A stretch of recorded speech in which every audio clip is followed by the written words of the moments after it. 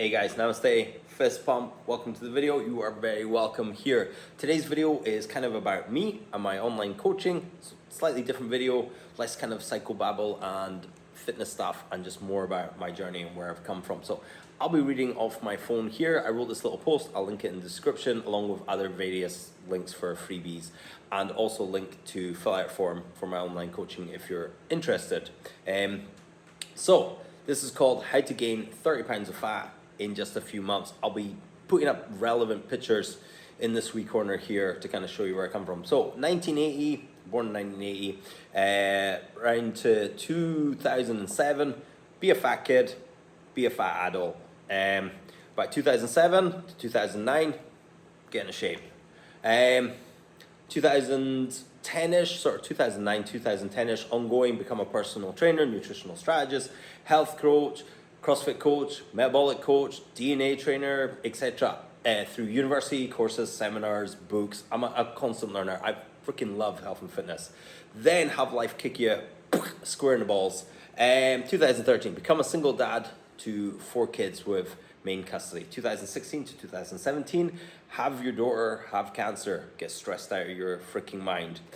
2017 to 2018, help her recovery while being stressed out of your mind. I don't go into too much detail, but my daughter had lung cancer and she got a lung removed. It was a super rare cancer, 21 cases worldwide. Had to move down to Glasgow, stop business, stop everything, stop the brain from working. Super stressful time, massive learning curve, really difficult thing for anyone to go through. So my heart goes out to you if you're dealing with that. We were incredibly lucky that it was a single kind of massive operation. There was a massive lead time up to that was crazy, and just being in Glasgow Children's Hospital was just mind-blowingly eye-opening. There was a woman in there that was sitting next to her son's hospital bed, and he was there for 6 months just not moving. She just sat on that chair just like looking. We had a really very much mind out of body experience. They had this beautiful Teenage Cancer Trust room with like jukebox and a pool table, and like you could make super noodles and stuff. I know it's not ideal food. There was a little kid and he had a feeding tube and he's playing Grand Theft Auto, 13, 14, something like that. The woman's just pushing his dinner through his nose while he's playing Grand Theft Auto, and he's got this wee Glaswegian accent. He's like, I'm gonna fuck you up, man, I'm gonna fuck you up. I'm like, this kid's tough as fuck. There was this about 17-year-old black girl, really tall, with like really long dreads, walking around with a chemo drip, and I'm just thinking, God, all those dreads are just gonna fall out, you know, hopefully she doesn't die, etc. But mind-blowing experience. Anyway, back on the track. So dealing with her recovery, my daughter went down to about 35 kilos, so really I had to argue with dietitians who are wanting to put her on all these like meal replacement things. I'm like, she'll eat pizza, she's not anorexic, she might be in anorexic weight class, but she will eat food. She has no problem eating food, and it's just a case of calories. And then I had to like argue with like, but she needs her protein. I'm like, this is like a milk protein concentrate in this bag, and it's 30 grams. I can get her Domino's pizza. It has mozzarella cheese with vitamin D in the mozzarella cheese and about 90 grams of protein. I think we'll hit targets, no problem. If your goal is to bulk, you're going to hit all your nutritional windows. And they were like fairly shocked because like obviously my daughter lived with me, and the dietitian only saw her once a week, and she was like, oh my god, she's hitting all her numbers. So they didn't think she would go through puberty, they didn't think she would develop, and all that stuff kind of happened. And my daughter is way better now. So then 2019, 1st of January, I broke my back, which is a bit of an exaggeration. What really happened is my spine bent, and a couple of my discs kind of popped open and leaked out, and I was just 2019 just in chronic pain. I did it 1st of January in a workout, doing some step ups. It wasn't even that crazy, and it just went. And just being in chronic pain, the only position I could lie in is down on my front, and used to being a lean, fit, healthy, and like obviously spending that time in the hospital kind of knocked me out of sorts, and I just couldn't get back into fitness in the way that I had done fitness before, health and fitness the way before, because I was just overly stressed. My body was just kind of toxic. I kind of developed insulin resistance through the stress. My love of fitness, when I was going to do fitness things, I didn't recover as well, I didn't move as well, and I really needed a big time of recovery. But no, I'm a moron, so I just went into hardcore, and then messed up my back, which forced me to take rest, forced me to lie down, and forced me really to consider what I wanted in life, and taking all this fitness knowledge and kind of like applying it to myself. So 2019 was just a complete write-off for me. I was lying on the floor. It was really difficult. So 2019 to 20, I came to this realization that my restrictive diet just wasn't helping me heal. And I really sort of had this choice to be lean or fit, and which one did I really want to be? And the answer was really easy. It was wanting to be fit. I wanted to walk without pain. I wanted to coach without pain. I wanted to do exercises without pain. I wanted to fall back in love with fitness, and I just hadn't. So I went on a eat whatever you want diet. I just let intuition take over, and I'm someone who has to really watch what they eat. Otherwise, I will just gain weight, as this kind of graph will show. So I gained like 30 to 35 pounds. I didn't measure myself, or didn't log my weight at my absolute peak, but I went from 90 kilos to about 107. I can't remember what that is in pounds, but it's roughly 30 to 35 pounds. I had to regain perspective. I had to get grateful for what I have. And it's such a huge thing, because I was lying on the floor moping about like, oh, I don't have this, I can't do this. But really, you can have more taken away from you. The war in Syria was going on at the time, and I was just like, I could be in Syria with this pain, losing my business, losing my everything. You know, it's like I'm actually doing okay. I'm just, my entire perspective was on the negative rather than on the positives, what I had. So I've glossed over a lot of the stuff that's here, but I'm sure you get the message. Life can be super, super hard.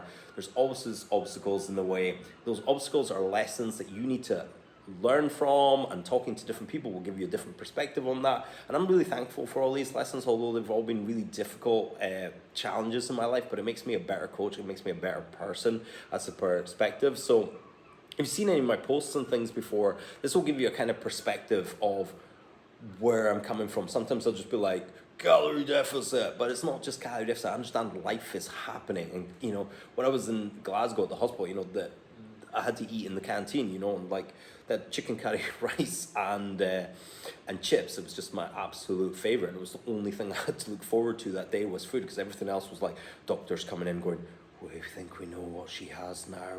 Oh, it's really bad. I'm talking to you, putting your hand on your shoulder and being really sympathetic, and all I can think about is, I really need to eat some food because I'm very stressed. So you need to learn I needed to learn to manage a new body, one that's insulin resistant, heavier, doesn't handle high intensity exercise anymore.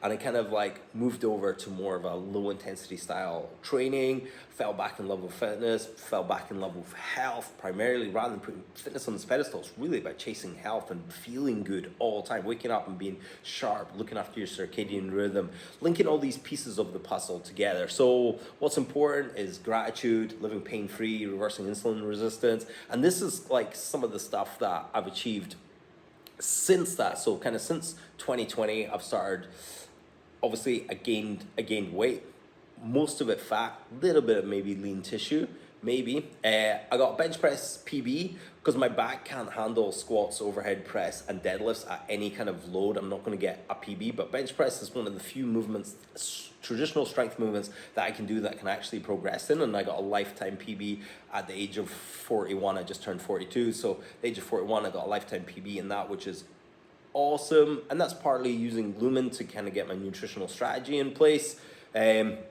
And just kind of training and just sticking to low intensity training and still getting benefits from that. I got the 100 meters British record for 40 to 50 year olds for that season on the ski erg. So I did a ski erg marathon. There is a video on my YouTube about it. I did a ski erg marathon, basically no training for it whatsoever. I just wanted to do something that was really back intensive, just to get my head back in the game, just to prove to my body that that it's mind over matter, and it's really about doing. So I didn't tell anyone I was going to do that. Just came into the gym on the 23rd. We were closed for Christmas break, and I just hammered it out, and it was just a mind over matter crazy experience. It was really quite amazing. I've developed the highest HRV, which is heart rate variability, in Scotland on Whoop.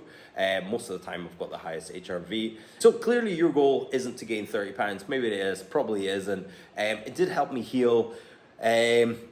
And that amount of fat gain is just not healthy, even though it did help me heal. And if I was to redo it again, I would have been slowly up regulating my nutrition, and very slowly, maybe gained half of that weight to get the nutrition in. I think it really benefited me. So my goal for 2022 is to strip some of this fat off. It's a semi-slow process because I have a very thrifty metabolism and I really have to keep on top of all my numbers, calories coming in, macros coming in, steps going out, energy going out. I seem to compensate. I can do quite a lot of exercise, but it doesn't seem to matter to my daily energy expenditure. My daily energy expenditure is about 2,200, which for a guy my size is pretty small, but if I work off that number, I seem to get really good results. So that means I need to diet on less than that. And I don't want to go too low because it'll just drive my metabolic rate into the toilet even more than it is. And it's partly because I've got a really low heart rate and I've got really low metabolism, which is actually healthy to have, but I just need to make sure my appetite is suppressed. So that's about me, where I'm coming from. The coaching service I offer is a link in the description. You fill out a wee form, I'll get back to you with prices and what I can do for you, if I can help you, if it's something I can help with. What I do in my coaching service is I get you to log some of the important metrics. I need to know what your weight is, sometimes what your measurements are. I really need to know what your calories are. If you are tracking macros, I need to keep an eye on what your macros are. If you're using a device like Lumen, I need to know, or I would like to know. Also want to know what your resting heart rate is and what your HRV is. I'm kind of taking all these things together to make a plan. Some people just track weight and calories. That's fine. I really ideally want to know weight, calories, and steps, and then we can kind of dial up and down. But the more information I have, the more I can dial in what your training are, what your training should be, and what your recommendations are. And if you're doing low, medium, or high intensity or weightlifting, I can keep an eye on that sort of stuff. And then you can ping me messages going, hey, I'm going to do this. What do you think I should do? I'm going to go for this today. What do you think I should have? Or I'm going away for the weekend. What do you think I should do? And most of the time where people are messing up is things like the weekend or not fueling enough for the workout. The metabolism is like a Coke bottle. If you just leave it still, it will do just fine. Just leak a little bit of fluid out of it. If you give it a shake, it just goes crazy, and just don't open it. So this is doing too much shake up on metabolism isn't good. And there's different metabolic strategies you can do. I call it monk mode, which is like a low flux, and then high flux, which I would call athlete mode. So you can, if your goal is fat loss, you can switch between these two toggles of like low steps, low activity, but low calories, not stressing out the system too much. Or you can move over here where you're going high activity, high steps, high workouts, but then we need to up the calories a little bit to meet this. And in both terms, you know, some people suit one style better than others. I suit this non-athlete mode for dieting, and then for my maintenance, I suit this high athlete mode. And switching between these two toggles keeps my metabolism guessing. And it's not really my metabolism, it's more to do with my personality. I like variety and things. Anyway, that video is long enough. Description box, might link it in the first comment if I get around to it. If you have any questions, please drop them in the comments, and hit like and subscribe. And thank you so much for watching.